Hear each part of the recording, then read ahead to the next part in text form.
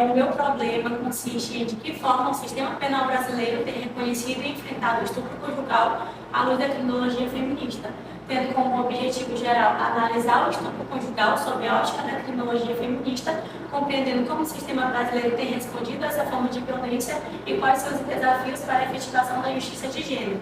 Metodologia utilizada, pesquisa qualitativa, além da utilização do método dedutivo. Bom, primeiramente, torna-se válido conceituar o que seria gênero, violência de gênero e, consequentemente, violência sexual. Já adianto que gênero não possui um conceito fechado, um conceito determinado. Para Scott, gênero seria, então, o elemento central da organização das relações de poder, indicando que as diferenças elas são socialmente produzidas.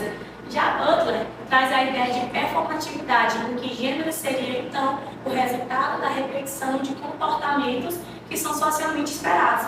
E nessa perspectiva, Simone de Beauvoir traz a brilhante frase de que não se nasce mulher, torna-se mulher, indicando que os papéis femininos eles são, então, aprendidos e reforçados. E o que seria, então, a violência de gênero? A violência de gênero ela seria uma expressão direta das desigualdades históricas entre homens e mulheres.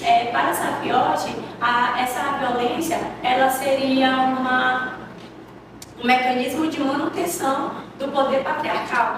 Já Shelby traz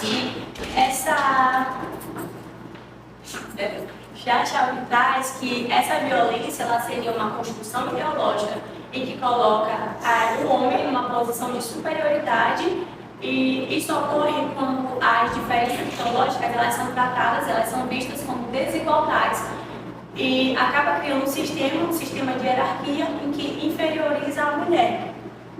Nesse caso, então, a violência sexual seria um resultado, uma consequência da violência de gênero. Trazendo agora aqui para uma perspectiva do direito penal, tivemos como sociedade um avanço legislativo crucial, como a Lei 12.015 de 2009, em que retira os crimes sexuais do título de crimes contra os costumes e insere esses crimes nos crimes contra a dignidade sexual. Essa mudança de ideia ela foi fundamental porque ela reforça a autonomia sexual da mulher, independentemente da sua relação com o agressor. Outro marco fundamental foi a Lei Maria da Penha, que passa a incluir a violência sexual como uma violência doméstica. E não só isso, a Lei Maria da Penha ela passa a reconhecer a violência doméstica como uma violação dos direitos humanos.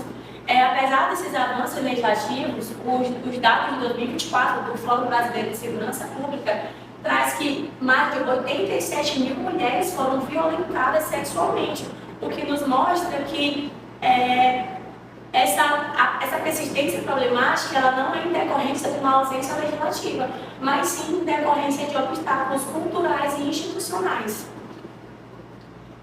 Pois bem, analisar a eficácia legislativa sobre os crimes sexuais nos remete à criminologia, que é o meu ponto de partida. Mas o que seria essa criminologia? A criminologia ela é uma ciência empírica e interdisciplinar. Empírica e interdisciplinar, que ela estuda não só o autor, mas como a vítima, o crime, o sistema de controle social. Diferentemente do direito penal que se limita à norma, a criminologia ela estuda as causas do crime e, consequentemente, estuda também os impactos sociais. Barata, um grande doutrinador da criminologia, ele analisa o crime como um fenômeno social que é influenciado tanto por desigualdades como por estruturas de poder. Analisando agora aqui algumas escolas clássicas da criminologia, nós temos a escola positivista, que possui grandes nomes como Lombroso e Ferreiro.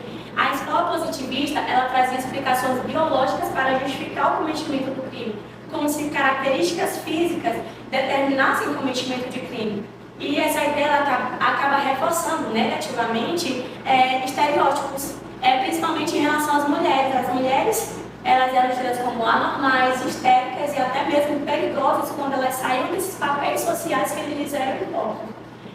Temos uma ruptura desse pensamento com a criminologia crítica, que passa a defender que o crime não é uma realidade natural, mas ela é uma realidade que é socialmente construída. E surge a teoria do labeling approach, que traz sobre as e estigmatização, que conclui que o sistema penal ele não é neutro. O sistema penal ele é parcial, ele produz desigualdades sociais e também desigualdades de gênero.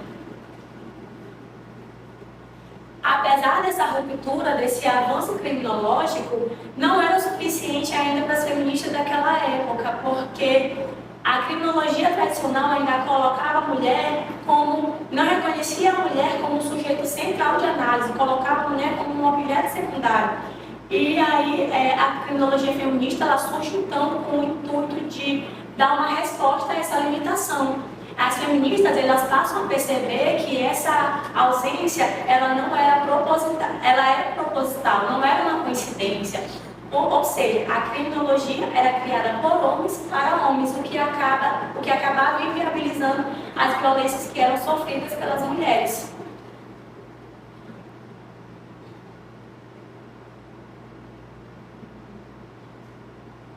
Isso.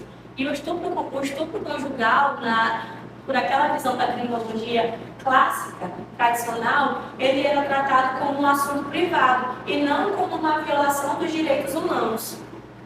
Adentrando mais aqui especificamente na análise criminológica do estupro marital, eu trago um breve relato sobre o casamento, né? Historicamente, o casamento ele foi retratado, ele foi estruturado como uma instituição de controle, tanto do corpo quanto da sexualidade feminina. Então, a ideia do débito conjugal, que é a obrigação velada que a mulher possuía de satisfazer sexualmente o seu marido, foi perpetuada por séculos e trazia a ideia de obrigação sexual permanente. Qualquer recusa feminina, qualquer recusa era tratada como uma desobediência, como um desafio à autoridade masculina. Apesar dos avanços legislativos e da consolidação da igualdade formal entre os cônjuges, ou seja, ambos os cônjuges possuem os mesmos deveres, os mesmos direitos, ainda permanece no imaginário social os resquícios patriarcais. E qualquer conflito sexual entre o casal é tratado como assunto privado, como uma briga de casal e não como uma violação. E apesar como eu falei, essa problemática ela não afeta apenas a área privada, mas também as instituições. Como essas instituições, por meio desses resquícios patriarcais, elas lidam com a denúncia de um estupro conjugal. Eu trouxe aqui o Ministério, a OMS, que vai trazer o que seria essa violência sexual no contexto conjugal, que é a imposição de atos sexuais dentro do casamento contra a vontade da mulher.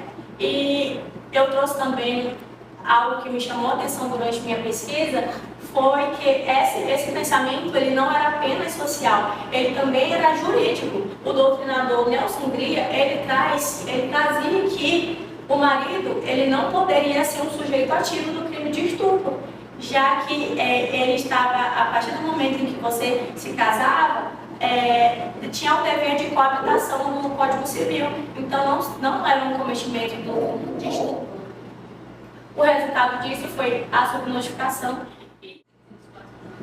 Lá, a gente consegue ver, está bem desenhado, tem hipótese, subjetivo, justificativo, que é uma coisa que basicamente você pode dizer que está bem interessante, tá?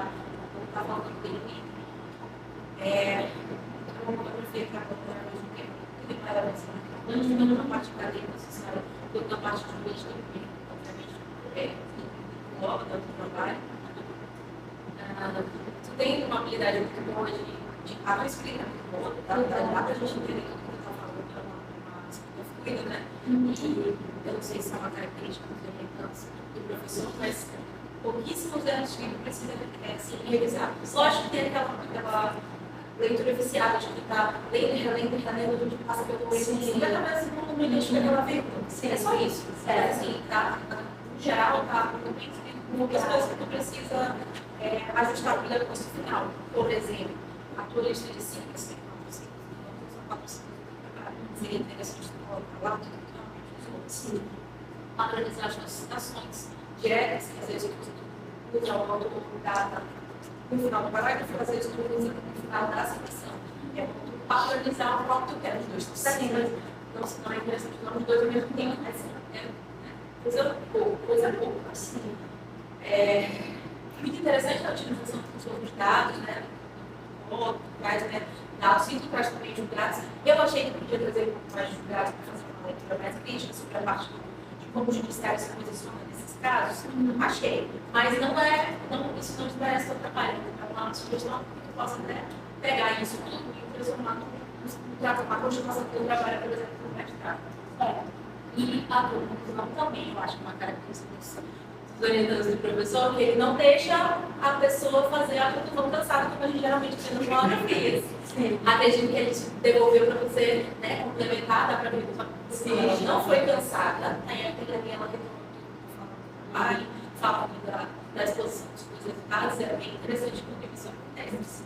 Por isso, acho que o profissional faz algumas das considerações que eu posso ter esquecido de falar, mas parabéns pela atenção. Obrigada. Agradeço pelos comentários. Realmente vou reanalisar, reavaliar com o meu orientador do último lugar.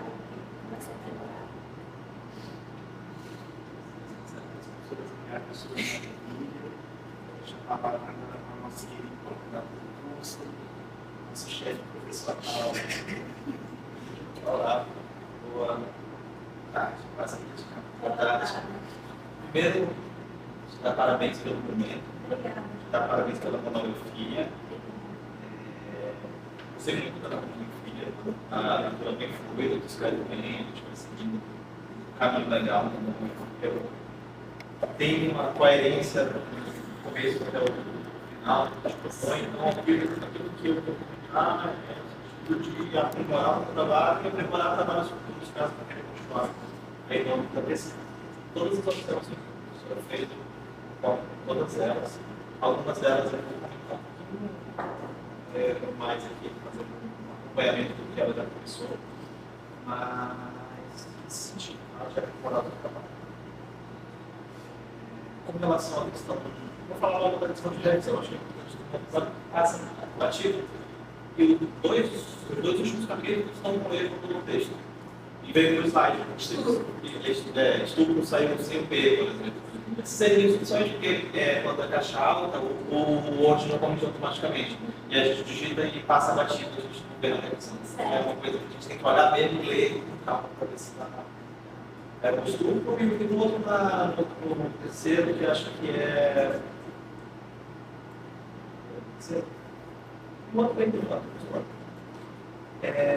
mas nada que tire o mérito do trabalho, só que só realmente vai ter evento que vai conseguir ajustar. Uma outra coisa, ainda dessa parte mais formal, também, que a gente tem muito tempo, é em relação à questão da referência. Depois de dar uma revisada nas suas referências com relação a povoado.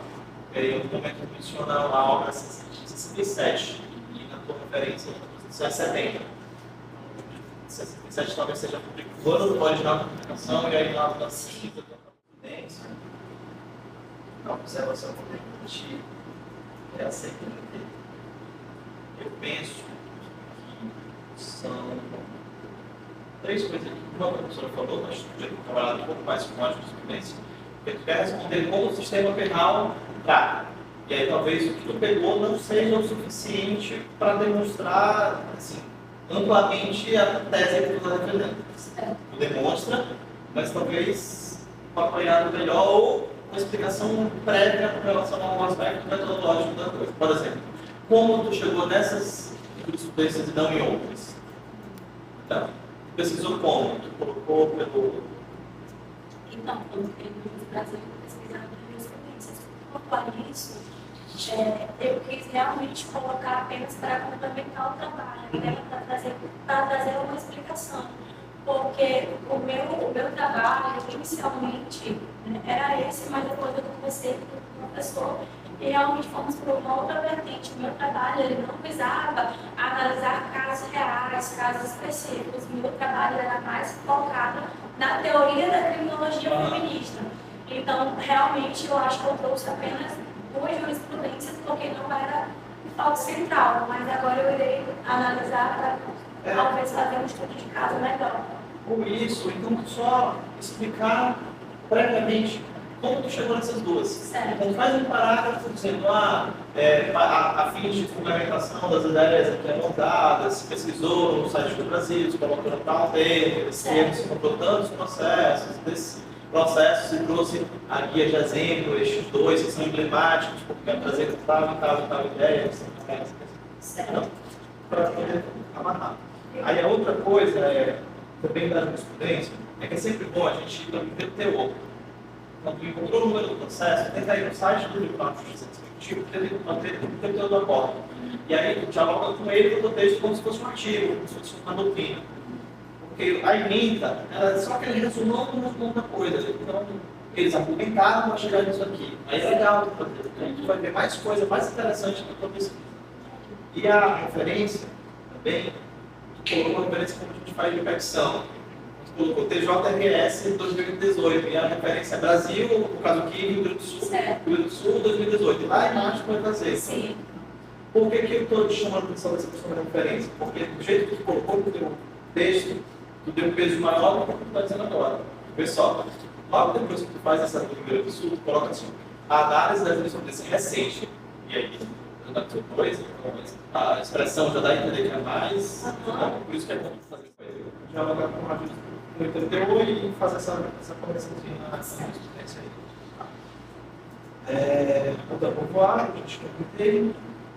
Deixa eu ver se tem mais alguma observação aqui. Eu gostei bastante das suas considerações finais, como a professora disse, não é a consideração final alcançada, não é aquele desenho do cavalo que a gente vai dizer, só o rabisco. Principalmente tu trouxe aqui os elementos que você tem que trazer. Depois de só dar uma revisada também das suas referências. Certo. Por exemplo, Nestor Sampaio enviado filho, ficou só filho, você tem enviado filho, aquela besteirinha assim, nada demais. Mas eu costumo fazer essa revisão. Certo. Essas considerações são tudo do trabalho da ROM. Então a gente está falando aqui para poder dar essa aprimorada que ele merece para o depósito da nossa final, para o artigo que vai precisar. Eu te recomendaria pensar na publicação da monografia, um tema que merece ser debatido além do que a gente está debatendo aqui. E acho que, em geral, é isso. Estou satisfeito. Aliás, eu lembrei de uma pergunta que eu queria te fazer. Mas é para te ouvir bem. Nada. Tá. Tem uma parte da monografia que fala da questão da prova. Certo. Eu acho que essa questão da prova talvez seja um ponto mais emblemático do negócio todo. De um lado, tu tem provas impossíveis. Do outro lado, tu tem a necessidade de comprovação por parte do Estado com relação à materialidade e à autoria de um crime. A autoria, em tese, está lá resolvida, a questão conjugada, mas a materialidade da coisa. Como provar, considerando ainda mais a questão de que o nosso sistema tem uma atenção com relação ao réu, que é aquele que está numa situação de hipossuficiência com relação Como eu trouxe no trabalho, realmente a questão probatória no processo de violência doméstica ele é um pouco mais complexo, porque esse tipo de violência, o estupro conjugal, ele acontece ali em quatro paredes, no âmbito ali doméstico. Então, realmente não há a presença de testemunhas, só a palavra da vítima, que muitas vezes é só a palavra da vítima, como eu trouxe. Não precisa de uma resistência física, não precisa de hematomas. As violências elas podem ser de diversas formas, a violência por chantagem, por ameaça. E no processo de um estupro conjugal, de uma violência sexual, apesar de não haver uma hierarquia ali das provas, né? Toda prova na teoria tem o mesmo peso. Nesse caso da violência sexual, a palavra da vítima ela passa a ter um valor probatório superior, justamente diante dessa ausência probatória. Então, a palavra da vítima ela é levada em consideração comparada a outras coisas. Eu acho que só isso aí já dá um outro trabalho, um artigo, eu sempre estou pensando agora, mas pensa nisso no futuro. Porque só esse debate sobre prova processual penal, em relação especificamente ao teu tema, eu acho que daria uma pesquisa interessante para fazer no futuro, para mestrado, porque é uma especialização. Era deixa eu me surpreender pelo ponto que realmente acho que é o cerne do debate. A observação que eu tenho que é a seguinte. Eu penso São 3 coisas. Uma que a professora falou, nós temos trabalhado um pouco mais com a jurisprudência, porque tu quer responder como o sistema penal trata. E aí talvez o que tu pegou não seja o suficiente para demonstrar assim, amplamente a tese que tu está defendendo. Tu demonstra, mas talvez um apoiado melhor ou uma explicação prévia com relação a um aspecto metodológico da coisa. Por exemplo, como tu chegou nessas jurisprudências e não em outras? Então, tu pesquisou como? Tu colocou pelo... Então, quando no Brasil, pesquisando jurisprudências, por isso, eu quis realmente colocar apenas para complementar o trabalho, para trazer uma explicação. Porque o meu trabalho, inicialmente, era esse, mas depois eu conversei com o professor e realmente fomos para uma outra vertente. O meu trabalho ele não visava analisar casos reais, casos específicos. O meu trabalho era mais focado na teoria da criminologia feminista. Então, realmente, eu acho que eu trouxe apenas 2 jurisprudências, porque não era o foco central, mas agora eu irei analisar para talvez fazer um estudo de caso melhor. Ou isso, então só explicar previamente como tu chegou nessas duas. Certo. Então faz um parágrafo dizendo, a fim de fundamentação das ideias aqui apontadas, se pesquisou no site do Brasil, se colocou no tal termo, esse termo se comprou tantos processos, desses processos e trouxe a guia de exemplo, estes 2 que são emblemáticos, porque quer trazer tal e tal ideia, Certo. para poder amarrar. Aí a outra coisa também da jurisprudência, é que é sempre bom a gente ter teor. Quando tu encontrou o número do processo, tenta ir no site do Tribunal de Justiça Executivo, ter o teor do acordo. E aí tu dialoga com ele no texto como se fosse um artigo, como se fosse uma doutrina. Porque a emenda, ela é só aquele resumão da coisa. Então, eles argumentaram para chegar nisso aqui. Aí é legal tu fazer, porque a gente vai ver mais coisa, mais interessante na tua pesquisa. E a referência também, tu colocou uma referência como a gente faz de repetição. Tu colocou TJRS 2018, e a referência é Brasil, no caso aqui, Rio Grande do Sul, Certo. Rio Grande do Sul 2018. E lá embaixo tu vai fazer. Sim. Por que eu estou te chamando a atenção dessa questão da referência? Porque do jeito que tu colocou, tu deu um texto, tu deu um peso maior do que tu está dizendo agora. Pessoal, logo depois que tu faz essa do Rio Grande do Sul, tu coloca assim, a análise da jurisprudência recente, e aí, depois, a expressão já dá a entender que é mais, então, por isso que é bom fazer coisa. Já vai com uma jurisprudência e fazer essa conexãozinha na jurisprudência aí. Então, vou voar, a gente comentei. Deixa eu ver se tem mais alguma observação aqui. Eu gostei bastante das suas considerações finais, como a professora disse, não é a consideração final alcançada, não é aquele desenho do cavalo que a gente vai dizer, só do rabisco. Principalmente tu trouxe aqui os elementos que você tem que trazer. Depois de só dar uma revisada também das suas referências. Certo. Por exemplo, Nestor Sampaio, o enteado filho, ficou só filho. Você tem enteado filho, aquela besteirinha assim, nada demais. Mas eu gostaria de fazer essa revisão. Certo. Essas considerações são tudo do trabalho da ROM. Então a gente está falando aqui para poder dar essa aprimorada que ele merece para o depósito da nossa final, para o artigo que vai precisar. Eu te recomendaria pensar na publicação da monografia, um tema que merece ser debatido além do que a gente está debatendo aqui. E acho que, em geral, é isso. Estou satisfeito. Aliás, eu lembrei de uma pergunta que eu queria te fazer. Mas é para te ouvir bem. Nada. Tá. Pedro, tem uma parte da monografia que fala da questão da prova. Certo. Eu acho que essa questão da prova talvez seja um ponto mais emblemático do negócio todo. De um lado, tu tem provas impossíveis. Do outro lado, tu tem a necessidade de comprovação por parte do Estado com relação à materialidade e à autoria de um crime. A autoria, a tese está lá resolvida, a questão conjugada, mas a materialidade da coisa. Como provar, considerando ainda mais a questão de que o nosso sistema tem uma atenção com relação ao réu, que é aquele que está numa situação de hipossuficiência com relação Como eu trouxe no trabalho, realmente a questão probatória no processo de violência doméstica ele é um pouco mais complexo, porque esse tipo de violência, o estupro conjugal, ele acontece ali em 4 paredes, no âmbito ali doméstico. Então, realmente não há a presença de testemunha, só a palavra da vítima, que muitas vezes é só a palavra da vítima, como eu trouxe. Não precisa de uma resistência física, não precisa de hematomas. As violências elas podem ser de diversas formas, a violência por chantagem, por ameaça. E no processo de um estupro conjugal, de uma violência sexual, apesar de não haver uma hierarquia ali das provas, né? Toda prova na teoria tem o mesmo peso. Nesse caso da violência sexual, a palavra da vítima ela passa a ter um valor probatório superior, justamente diante dessa ausência probatória. Então, a palavra da vítima ela é levada em consideração comparada a outras coisas. Eu acho que só isso aí já dá um outro trabalho antigo, eu sempre estou pensando agora, mas pensando nisso no futuro.